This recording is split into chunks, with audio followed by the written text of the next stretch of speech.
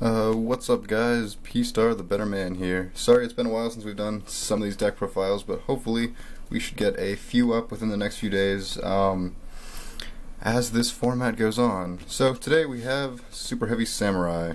For those of you who don't know, this deck is all monsters, and all of these cards have ridiculous effects when you don't play with spells and traps. So let's start. First we have 3 Benkei. He's one of the boss monsters.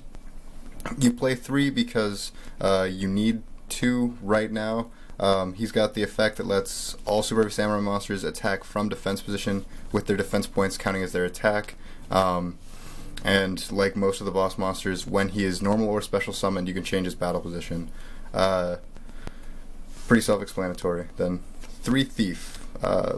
Thief is really great and does as his name suggests. He steals your opponent's spells and traps. If you control no spells and traps, you can basically summon him, tribute him off to steal theirs. You can steal face down, face up, pendulum zone cards, field zone cards, anything. It's pretty nice. 3 Superheavy Samurai Scales. Scales is kind of a cyber dragon. If your opponent controls 2 or more monsters than you, you can special summon him, and when he's summoned, he summons one out of the graveyard, so he's really good for synchros and some XYZs, and just keeping things nice and available to you. 3 Magnet. Magnet is like his brother Scales, and except he's from the hand, and unfortunately he is only normal. His effect only goes when he's normal summoned. You still play 3 because since your hand is all monsters, there's no chance you'll have nothing to summon. Plus 1900 defense is pretty decent right now. 3 Soulpiercer.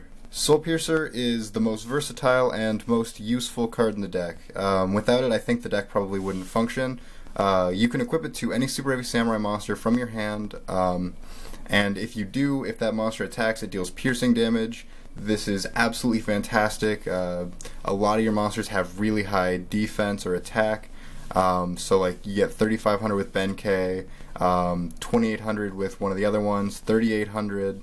So piercing damage is often very, very useful. In addition, if he is sent from the field to the graveyard, you can search any Superheavy Samurai monster. So he basically searches 30 of the cards in the deck because he can't search himself, and I play a few non-Superheavy Samurais. So incredibly important, necessary to have 3.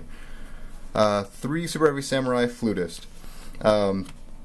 Flutist is really good. He lets you special summon any Superheavy Samurai monster from your hand by tributing himself. So he can summon Benkei off of your normal summon. He can summon some of the tuners. He can summon Thief if you happen to have spells or traps in your grave. But most often he's just going to summon Benkei. In addition, when he's in the graveyard, you can banish him to prevent any Superheavy Samurai monster from being targeted once and destroy the card that targeted it, which is really nice against things like Castell or 101 or some of those other, like, even I think the Cosmo ships, since he doesn't target if Dark Destroyer targets one of your monsters, I think he stops that pretty well, but really, really good. 3 Gigaglove. This card is interesting. You play 3 because his effect is incredibly useful, so when he is sent from the sent to the graveyard, no matter how, you can look at the top 5 cards and rearrange them in any order. This doesn't seem like a big deal, but considering this deck doesn't really have draw power or spells or searching beyond Soulpiercer, it's a lot more useful than one would expect. In addition, you can banish him from the graveyard when an opponent's monster declares a direct attack, draw 1 card, and if the card you drew was a Superheavy Samurai monster, that monster's attack permanently becomes 0. Considering you can stack the deck, you should never miss that, but even if you do, drawing a card's drawing a card, so pretty good. Yeah. 3 Superheavy Samurai Trumpeter. Trumpeter just recently went to 3. It's the main tuner of the deck. It's really good. It can special summon itself from your hand if you have no spells or traps in the grave, and if it's tributed, you can special summon it back. That's a really good combo with Superheavy Samurai General Jade. General Jade is one of the newest cards, and you only play 2 of him because he's a smaller Benkei, but he has the absolutely amazing effect of you can tribute summon him using one machine type monster. So one of the best plays is special summon Trumpeter, tribute Trumpeter to normal summon him. Trumpeter will summon itself back from the graveyard, and then you can sink 10. Absolutely fantastic. You can place him in a pendulum scale if you want, and his pendulum effect lets you modify levels. Sorry, the focus is kind of bad there. But he's much more of the one card level 10 synchro. Next we have 3 Superheavy Samurai Soulfire Suit. It's Forbidden Lance from the hand. It's slightly better than Forbidden Lance. Target a Superheavy Samurai monster, discard it. They cannot be destroyed by battle or card effect for the rest of the turn. It's a quick effect. Really, really, really good. 2 Superheavy Samurai Soulbuster Gauntlets. This card is really odd, but it's kind of necessary because if you have the setup, it'll almost always win the game. The idea behind this is you can discard it to target a Superheavy Samurai monster, and its defense is doubled during damage calculation. So basically, 3,500 doubled is 7,000. If 7,000 damage isn't enough to close out a game most of the time, it should be enough to at least attack over almost any card in the game, including Utopia the Lightning, which should just come out or has recently come out. So it's kind of good, but you only play 2 because you need other cards for it to be played. 1 Super Heavy Samurai Battleball. This card is deceivingly bad. It lets you synchro with your opponent's monsters if you have no spells or traps in the grave, but right now that's kind of bad. 1, it only synchro summons Super Heavy Samurai synchros, meaning you can only summon 6, 9, or 10, which means you can only steal a level 4, a level 7, or a level 8. And stealing level 4 is pretty good and pretty common, but other than that, you have to have your opponent have a level 4 on the board, and that's not always going to happen, so he's a one of. Super Heavy Samurai Drum.